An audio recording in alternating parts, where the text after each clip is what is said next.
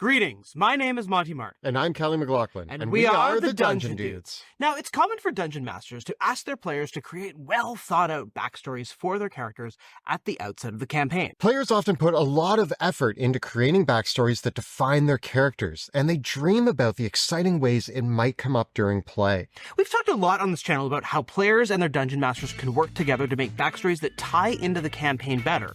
Check those out. But today we want to discuss how DMs can implement what the players have done into the actual campaign and the narrative better. There's a lot to discuss today, so let's get rolling.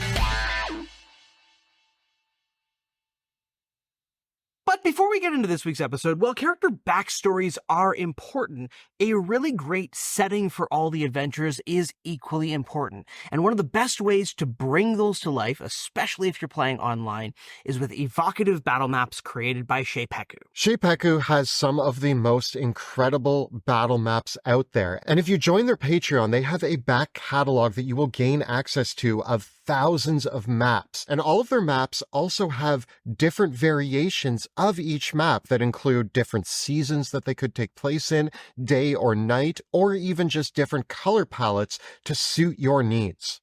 We've been using Shapeheku maps in our own games and in some of our actual play episodes, and they really are a crowd pleaser. Not only are Shapeheku's maps a great way to save yourself a lot of time and effort if you're running your games online, but they just really are beautiful and second to none. So check them out, get on their Patreon today, and get tons of amazing maps for your campaign.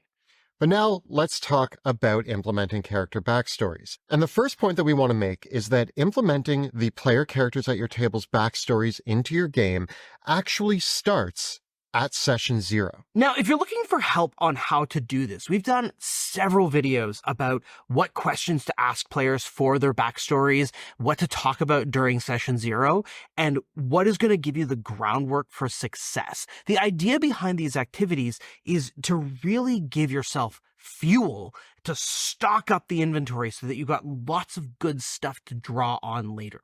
The more work that you do during session 0 to flesh out the characters' backstories and really weave them into the narrative that you will be telling at the table, you're already laying the groundwork and setting yourself up for success at actually implementing those backstories throughout the campaign.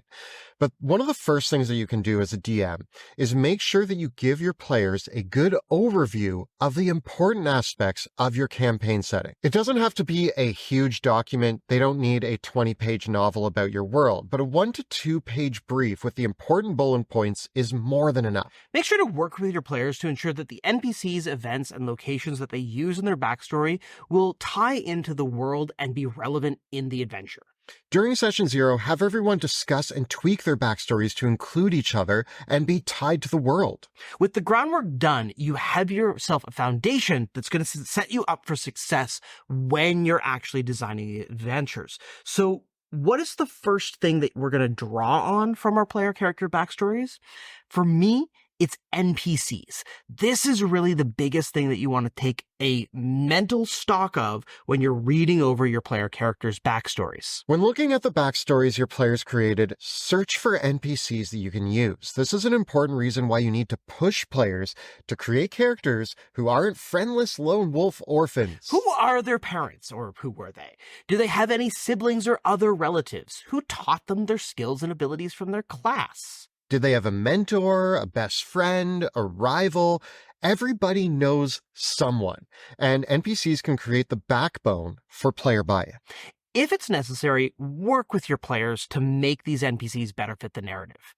If one player suggests that they trained under a great wizard who lived in the tower in the woods, and you know your campaign has a great wizard who lives in a tower in the desert, maybe you change it up. Maybe either you ask the player to go with the desert option, or maybe you decide, you know what? The wizard doesn't need to live in the forest. They could live in the desert. So find NPCs that you have in mind for your campaign and NPCs that your players are proposing by their backstories and make them the same person. And if you notice that 2 PCs both have a cousin who owns a bar in Waterdeep, ask yourself what would happen if that was the same person. This actually builds connections between the players and gives them things that they can both care about. I like to call this practicing economy of NPCs. In short, if you see two NPCs that are being proposed by your campaign or your player character's backstories that seem kind of conceptually similar, just merge them into the same person. And those connection points, that sort of 6 degrees of separation thing, is going to do all the magic on its own. And NPCs from your players' backstories don't just need to be implemented in one singular way. They could be quest givers, allies, patrons, mentors, shopkeepers, followers, even sidekicks that come along with them on a few adventures. Of course, they can also be villains, rivals, and sometimes the quest objectives if they're in danger or kidnapped. But when a player character creates an important NPC for them, be careful about killing or kidnapping or otherwise harming them off camera or sometimes at all. You want to make sure that your player characters are okay with that sort of thing, and they want to get to know the character before they're dragged off somewhere. Especially if you have a player who might be hesitant about creating loved ones, family members, siblings, children, or anything like that. If the first thing that you do when you find out your player character has a loved one is you fridge them, then that player is not necessarily going to be motivated to create NPCs that you can draw on again, because you're just going to kill them off. So the first thing that you think about when you are analyzing what NPCs to use, don't make it, how am I going to threaten or kill or kidnap these individuals? But think instead about ways that you can use them that don't involve them necessarily being in danger. And that will make the players much more receptive in the future to having NPCs that their characters are connected to. You can still make them important parts of the campaign by having the NPCs that they've created care about something that is an issue in the world. A quest that they need to go on is valuable for that NPC and resolves a problem that they're having. These sort of implications mean that the NPC isn't being put in direct harm's way, but aiding and helping that NPC is still of value to that player character. This is a really great way to do this and to make it still trouble is you could have an NPC that is maybe, think of that classic scenario where like your brother comes to you and has been like, man, I owe the mob $5,000. Classic. Happens to my family all the time. Or so like a family member is in debt or has gotten themselves into trouble, or they lost an important artifact, or a family member comes to you and they need a favor. They're in trouble, but they're not necessarily in imminent mortal danger. Showing the relationship before it's threatened directly helps raise the stakes. It also helps make the players feel less like their backstory is just being used to manipulate them, and more that what is happening is a direct consequence of the story. Now, speaking of hitting the players close to home, setting the adventure itself close to home is a really great way to make the characters inherently care more about the adventure, because the locations that are relevant to them that they mention in their backstory are happening as the setting of the campaign itself. In their backstory, they might mention their hometown, the tower where they learned magic, the temple where they swore their oath, the castle they grew up in, the druid grove sacred to their religion.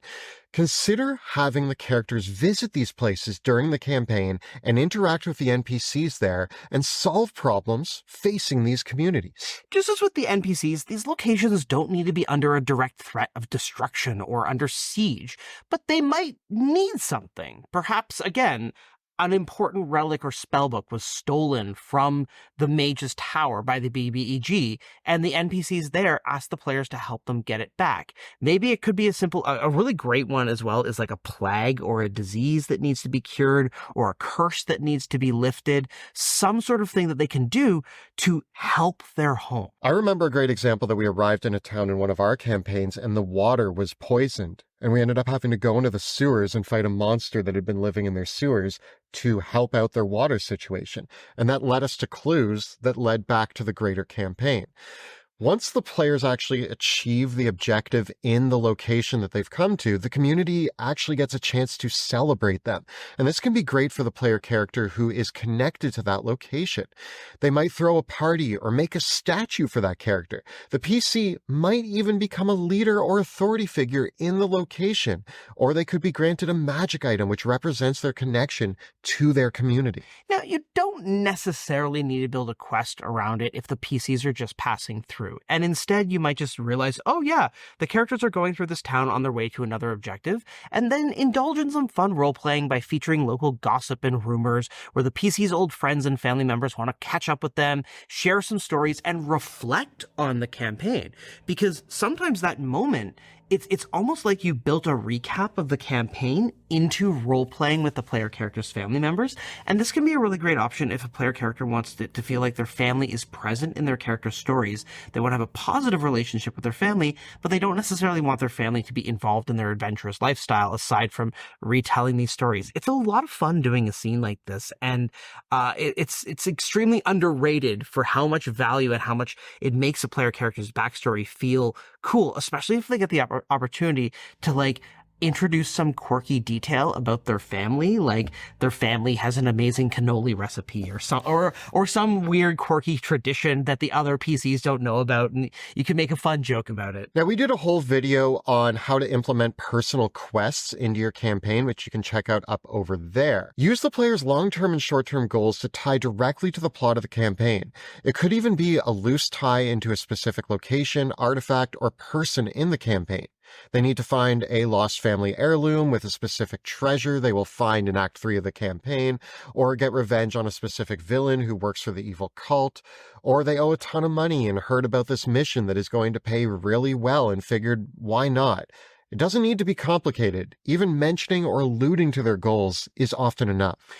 But this could be something that you can breadcrumb throughout the campaign. In every town or dungeon that they visit, if they find a clue for their personal quest or a connection regarding their goals, it will help to engage that player to keep exploring that aspect of their backstory, particularly if it comes up in interesting ways and unexpected ways that gives them new adventure hooks, quests, and maybe a twist or turn or two in an unexpected direction. It keeps them very motivated to go on the adventure if they have a personal stake in it. Sometimes when you implement a personal quest, that can go as far as making an entire adventure arc really put the PC in the spotlight. This is their story. The important thing is that when you do this, you do need to make sure it's a rotation. So all of your players need to have an opportunity to have their personal quest indulged in. And it's okay for it to be like, this arc is about the cleric's personal quest. But then now let's go to the fighter and the wizard and then the rogue and let everybody have a kick at the can. Be careful about making the entire story about one player character's personal quest. So it isn't a balancing act for you as a DM of finding ways to weave them together, because no player wants to feel like their personal quest is an afterthought on top of the whole main campaign. Although some players might be interested with different levels of engagement with their personal quest depending on what their role-playing style is. I find that when you are setting up to plan your next arc, you want to look at all of the aspects that your player character has put in for their goals and their motivations, and pick one of your characters, or if you can find a way to connect two personal quests into one arc, grab one or two and plan that arc with the implementation of those. Once you finish up that arc, don't use the same characters, and instead look at the next two and see how you weave those in. Every time that I sit down to plan the next arc is a great time for me to look over all of the backstories and say, all right, here's my plan for this arc. We're going to go visit the wizard's tower in the desert. This character, that's their mentor. So let's make it about their mentor. This character is looking for lost lore on magic. I'm going to use both of those characters' backstories and weave those into this part of the narrative. Yeah, and you might even be able to do a little bit further with this and really go for the full combo. For example, you could have a location that is important to one of the player characters that is being attacked by a rival of one of the other player characters, and that somehow one of the NPCs that is important to another character is caught up in the middle of all this. Meanwhile, one of the other PCs, like the rogue, has to do a side mission to actually sort of steal something from one of the factions in the midst of all this stuff. So sometimes you can do like the Grand Slam or the Triple Crown or whatever, where you do work a piece of every character's backstory into the adventure. I will say that can be a little exhausting and a lot of work to manage. I try to look for those moments where it just kind of presents itself, like it falls on your lap. You look and you say, oh, all four of these things are actually relevant to this arc I'm about to run. And if you see that, you don't have to force it too much. there will be moments where you're like, oh, this works perfectly. Yeah, but I do find that in general, going back to the NPCs thing, with any adventure arc that you design or with any personal quest that you can look at, you can always go back to that list of NPCs and be like, do I need to create a new NPC here, or could I make this NPC someone that is relevant to one of my players' backstories? And if you're running a pre-written module, don't be afraid to throw away the NPCs that are in the book and replace them with ones from your character's backstory. And again, if you're working with your characters during session 0, you might have already had a conversation about who those NPCs might be in the setting. And then that helps you again by setting those foundations. And there's no limits to this. Like, for example, if you are running Curse of Strahd, you can have a player character play Irina, or Strahd's love interest, or Strahd's daughter, or Strahd's brother. Like, that would actually be a really cool campaign. You could replace Rictavo with one of the other player characters. Like, those NPCs that are in the story are cool, but it's actually totally fine for you to remove them and replace them with player characters that are more connected to the whole thing. As a final point, we want to let the story evolve naturally as it goes on. The more you feature the character's backstory, the less it actually becomes a backstory, and the more it becomes part of the lore and fabric of the campaign itself. The player character's backstory is just the starting point. And with every arc, mission, or quest, look over what's happened so far, find what's relevant to the arc, and bring it forward. Allow it to develop and change over time.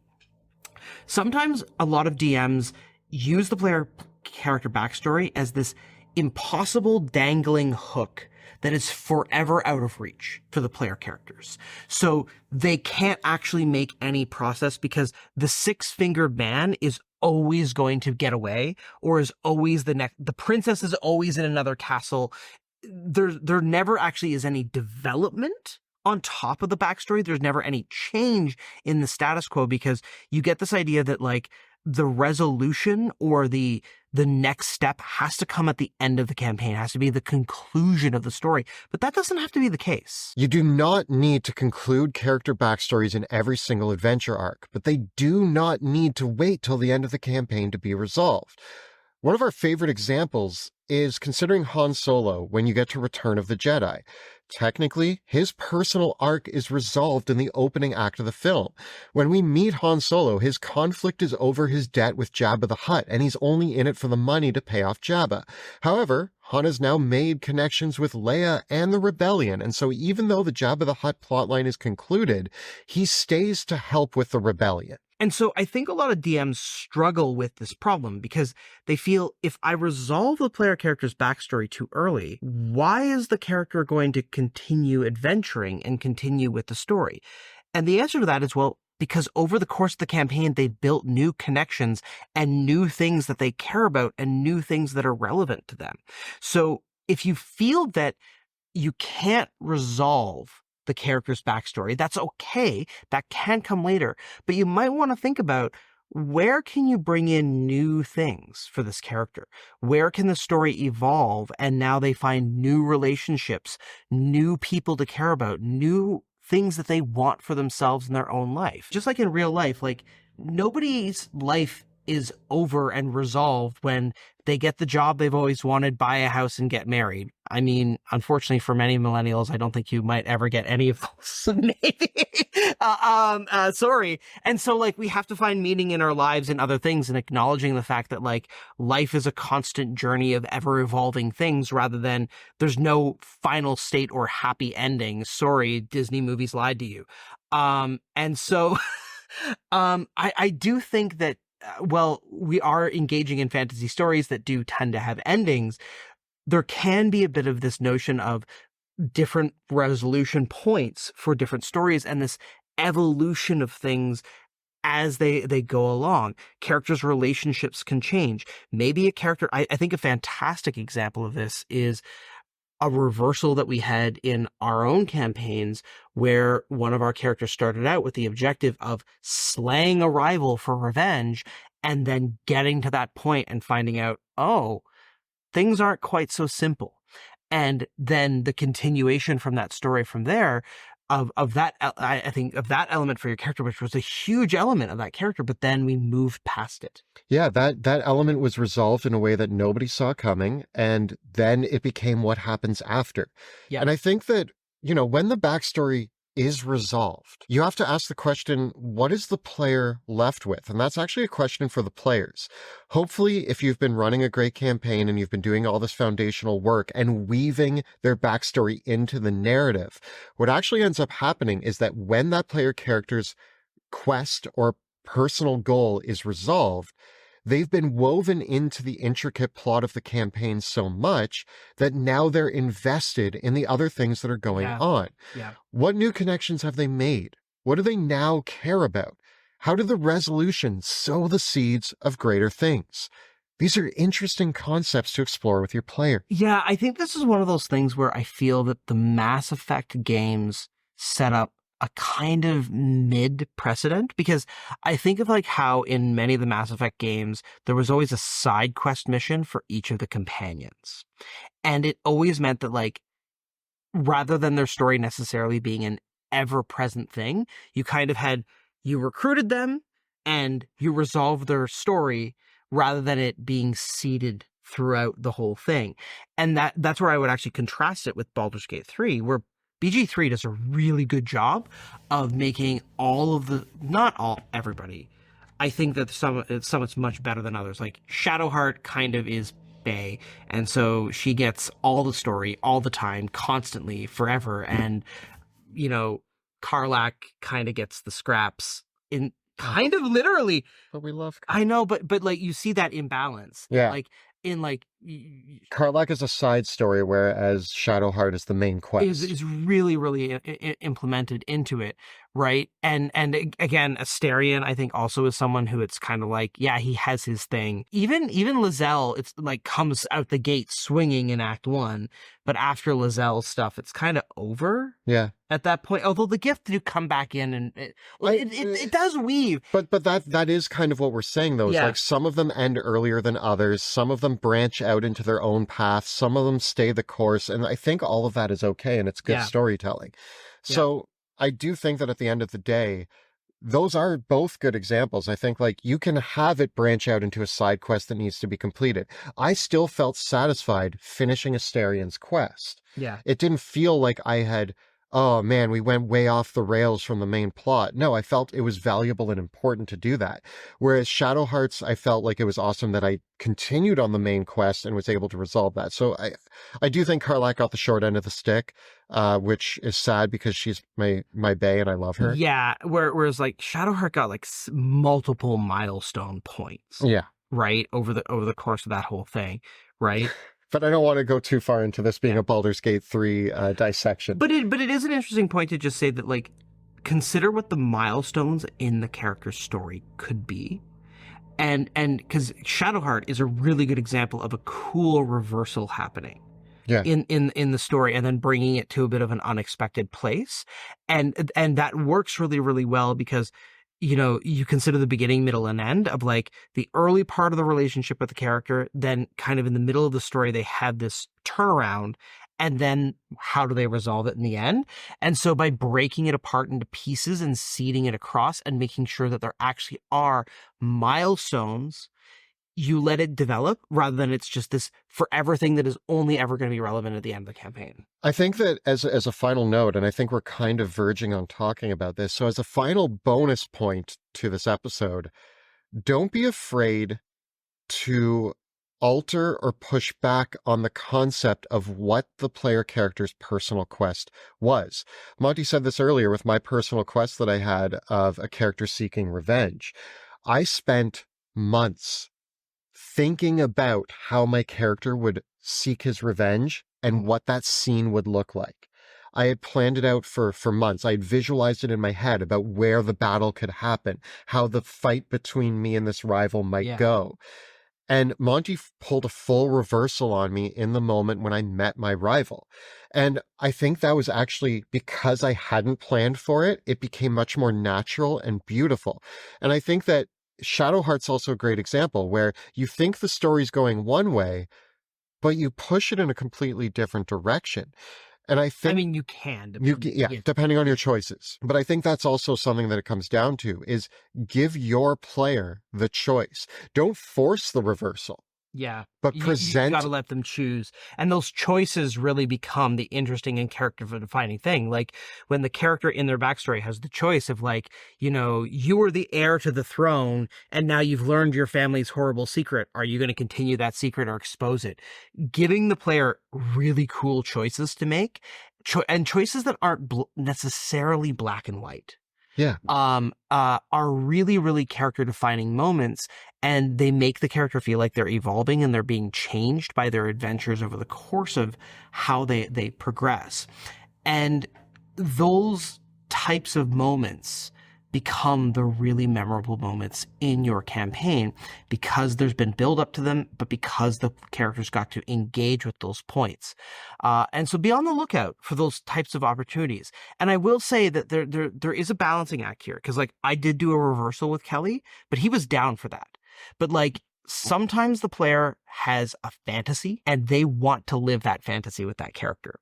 Right? I think of like, you know, the example again of the pirate captain that wants to sail the high seas and broadside an enemy ship and do the boarding action thing, right? Like if the player character is in their mind, like, I want my own pirate ship. I want to be a pirate captain.